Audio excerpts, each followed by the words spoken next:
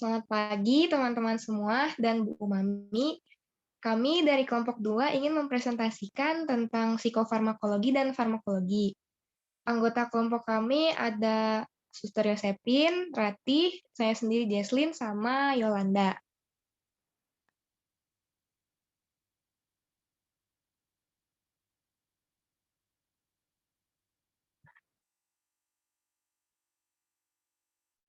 Dalam presentasi ini, kami akan membahas seputar psikofarmakologi, farmakologi, dan cabang-cabang farmakologi. Psikofarmakologi itu apa sih? Kita belajar apa di psikofarmakologi? Jadi di psikofarmakologi mempelajari tentang efek obat terhadap perilaku manusia. Efeknya ini berdampak pada perubahan aktivitas neural atau sarafnya. Psikofarmakologi juga mempelajari tentang obat khusus, yaitu obat-obatan psikotropik, di mana obat itu efeknya pada otak memiliki dampak terapeutik langsung pada proses mental. Psikofarmakologi ini terbagi atas beberapa kategori, ada anti-ansietas, antidepresan, penstabil mood, antipsikotik, antiparkinson, dan stimulan. Nanti akan dijelaskan lebih lanjut sama teman saya. Terus kenapa sih kita belajar psikofarmakologi? Jadi kan tadi udah dijelasin, psikofarmakologi ini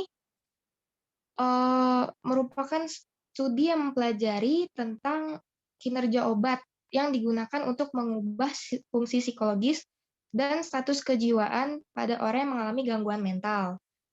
Karena orang yang gangguan mental itu kan nggak hanya memerlukan pendekatan psikologis atau konseling aja ya. Eh, Dalam kondisi tertentu, penggunaan obat-obatan juga berperan penting untuk mengobati gangguan mental itu sendiri. Karena di psikofarmakologi ini nanti kita akan lebih banyak belajar mengenai seputar obat-obat itu, aspek-aspek di dalamnya, kayak komposisi, efeknya, dampaknya, dan gimana cara obat itu memulihkan kejiwaan seseorang itu. Selanjutnya akan dijelaskan oleh teman-teman saya. Baik, saya akan menjelaskan mengenai beberapa kategori psikofarmakologi. Di antaranya adalah antiansietas. Ini merupakan kelompok obat untuk menangani gangguan kecemasan, serangan panik, rasa takut, dan khawatir yang berlebihan. Contoh obatnya yaitu carbamazepin, clobazam, lalu lorazepam. Obat golongan ini merupakan obat jangka pendek, jadi harus juga menggunakan resep dokter. Dan ini cara kerjanya ini mempengaruhi sistem saraf pusat dan menyeimbangkan zat kimia di otak sehingga otak menjadi lebih tenang.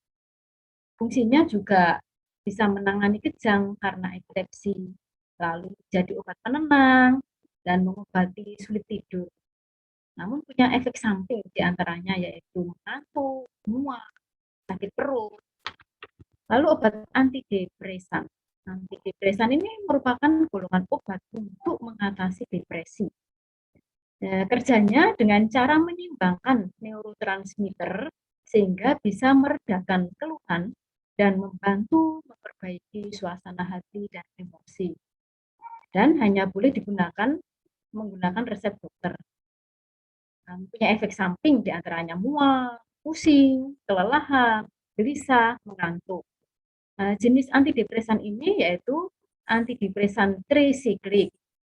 Cara kerjanya juga mempengaruhi senyawa pengirim obat otak sehingga bisa meredakan depresi. Contohnya duloxetine, clomipram. Lalu antidepresan atipikal ini juga cara kerjanya mempengaruhi neurotransmitter yang digunakan untuk berkomunikasi antar sel otak sehingga bisa mengubah suasana hati dan meredakan depresi. Contohnya adalah bupropion. Lalu penstabil mood. Penstabil mood ini merupakan obat psikiatri yang digunakan untuk mengobati gangguan suasana hati yang ditandai dengan perubahan suasana hati. yang intens dan berkelanjutan seperti gangguan bipolar. Contoh obatnya adalah asinapin, risperidon. Lalu punya efek samping yaitu pusing, kebingungan, rambut jadi rontok, rasa lelah dan sebagainya. Lalu antipsikotik. Next, antipsikotik yaitu obat medis yang digunakan untuk menyembuhkan gangguan jiwa, psikosis dengan cara dengan cirinya ketidakmampuan dalam menilai apakah sesuatu benar-benar nyata atau tidak. Jadi obat ini bisa juga menurunkan tingkat keparahan, seperti menurunkan tingkat keparahan yang halusinasi, delusi, mania. Mania itu senang yang berkelebihan, lalu kebingungan. Cara kerjanya juga mempengaruhi neurotransmitter di dalam otak, terutama dopamin, di mana kadar dopamin tinggi bisa mengganggu fungsi otak hingga dapat menyebabkan perubahan perilaku emosi, perasaan, dan mempengaruhi pengendalian pergerakan motor. Lalu efek sampingnya yaitu lesu, bibir kering, menjadi pusing. Contoh obatnya itu diantaranya adalah haloperidol, lalu promasin, lalu risperidon, lalu antiparkinson. Antiparkinson ini adalah obat untuk menangani gejala Parkinson seperti tubuh menjadi gemetar, lalu menjadi kaku, kesulitan untuk bergerak. Parkinson ini merupakan penyakit yang mempengaruhi kerja otak untuk mengkoordinasi pergerakan otot, sehingga kekurangan dopamin ini dapat menyebabkan gejala Parkinson. Contoh obatnya yaitu levodopa. Namun juga mempunyai efek samping, diantaranya adalah mual, muntah, sulit tidur, selera makan menjadi hilang. Lalu stimulan. Stimulan ini adalah obat yang dapat menaikkan tingkat kewaspadaan di dalam rentang waktu yang singkat. Jadi obat ini bisa meningkatkan kemampuan fisik, mental, dan mengurangi rasa lelah akibat kerja sehingga tetap energik. Namun obat ini sering disalahgunakan karena orang mengkonsumsi itu supaya giat bekerja, jadi merasa tidak lelah. Jadi cara kerja obat ini yaitu merangsang sistem saraf pusat, mempercepat perjalanan pesan antara otak dan tubuh. Zat stimulan meningkatkan bahan kimia tertentu di dalam otak seperti dopamin, norepinefrin, sehingga dapat meningkatkan aktivitas otak dan menciptakan respon terhadap aktivitas yang menyenangkan. Contohnya amfetamin, movigil, ritalin. Namun juga punya efek samping lagi yaitu cemas, panik, mual, gangguan tidur, kram perut, dan sebagainya. Next. Lalu farmakologi. Apa sih farmakologi itu? Farmakologi itu berasal dari bahasa Yunani. Ya, itu farmakon. Farmakon itu adalah obat. Dan logos. Logos itu adalah ilmu. Jadi farmakologi itu sendiri adalah merupakan ilmu yang mempelajari mengenai obat-obat seperti sejarahnya, sifat kimia, sifat fisik, kimiawi, cara pembuatan dan pencampuran obat beserta efeknya, juga mekanisme kerja obat, absorpsi, distribusi, biotransformasi, ekskresi, dan penggunaan obat. Next.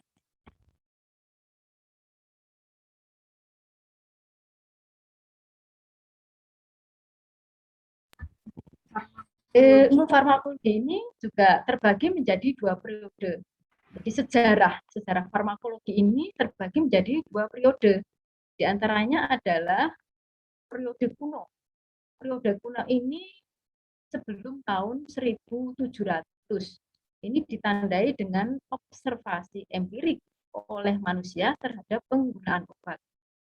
Ahli farmakologi pada periode tersebut adalah Claudius Galen. Ini adalah orang pertama yang mengenalkan bahwa teori dan pengalaman empirik berkontribusi seimbang dalam penggunaan obat.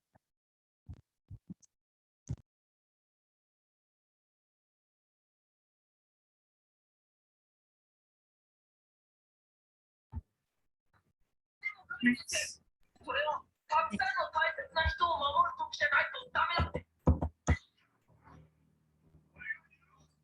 Next slide.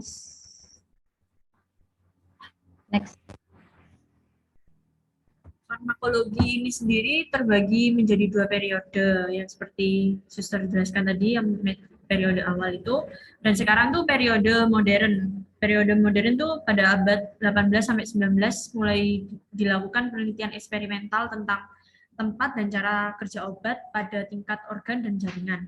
Terus yang kedua itu ada Rudolf Busching, itu tahun 1820 sampai 1879 mendirikan Institute of Pharmacy pertama di The University of Dorpat.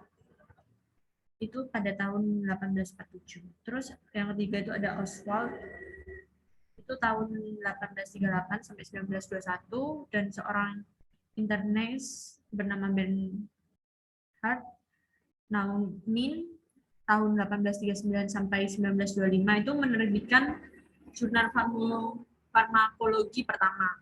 Terus ada John J. Abel pada tahun 1857 sampai 1938, itu the father of American pharmacology. Lalu pada permulaan abad ke-20 dibuat obat-obatan sintetis seperti asetosal, lalu penemuan obat kemoterapeutik, sulfanilamid, itu pada tahun 1935, dan penisilin pada tahun 1940. Tahun 1945 ilmu kimia, fisika, dan kedokteran berkembang dengan pesat, dan pada tahun 1945 ilmu kimia, fisika, dan kedokteran berkembang pesat seperti sintesa kimia, fermentasi, teknologi rekombinan DNA. Next. Terus farmakologi itu dibagi menjadi 2, yaitu farmakokinetik, yaitu mempelajari nasib obat di dalam tubuh. Terus yang kedua itu ada farmakodinamik, itu mempelajari efek obat di dalam tubuh manusia. Lalu farmakokinetik, yaitu mempelajari nasib obat di dalam tubuh, yaitu meliputi absorpsi, distribusi, metabolisme, dan ekskresi.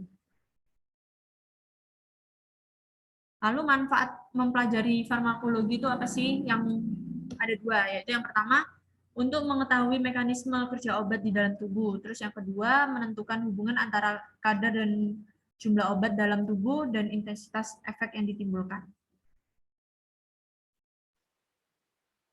Selanjutnya, apa saja sih cabang-cabang dari farmakologi ini?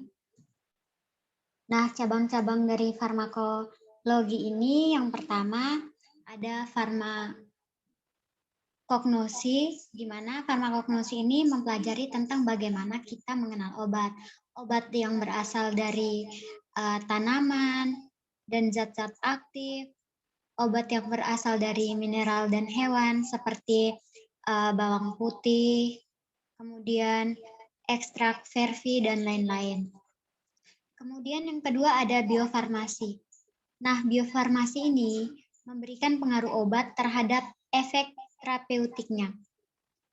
Obat ini dengan kata lain, dalam bentuk sediaan apa obat harus dibuat sehingga dapat menghasilkan efek yang optimal. Selanjutnya ada farmakokinetika.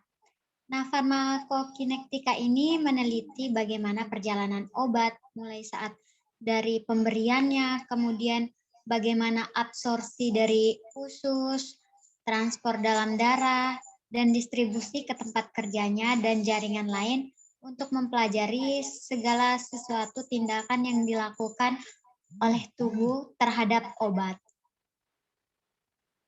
Selanjutnya ada farmakodinamika. Nah, farmakodinamika ini adalah kebalikan dari farmakokinetika, di mana farmakodinamika ini adalah efek yang dilakukan oleh obat terhadap tubuh. Selanjutnya ada toksikologi. Toksikologi ini adalah pengetahuan tentang efek racun yang dilakukan oleh obat terhadap tubuh. Berikutnya ada farmakoterapi. Nah, farmakoterapi ini mempelajari bagaimana penggunaan obat itu untuk mengobati penyakit ataupun gejalanya. Selanjutnya ada farmakogenetik. Farmakogenetik ini mempelajari efek dari variasi genetik pada gen atau genom tunggal terhadap respon obat. Selanjutnya ada farmakogenomik. Nah, farmakogenomik ini mempelajari efek variasi genetik pada keseluruhan gen terhadap respon obat. Next ada farmakovigilance. Farmakovigilance ini adalah proses yang terstruktur untuk memantau dan mencari efek samping dari obat-obat yang telah dipasarkan. Yang terakhir ada toksikologi. Toksikologi ini mempelajari tentang efek yang tidak diinginkan obat dan cara-cara mencegah atau mengatasi keracunan obat.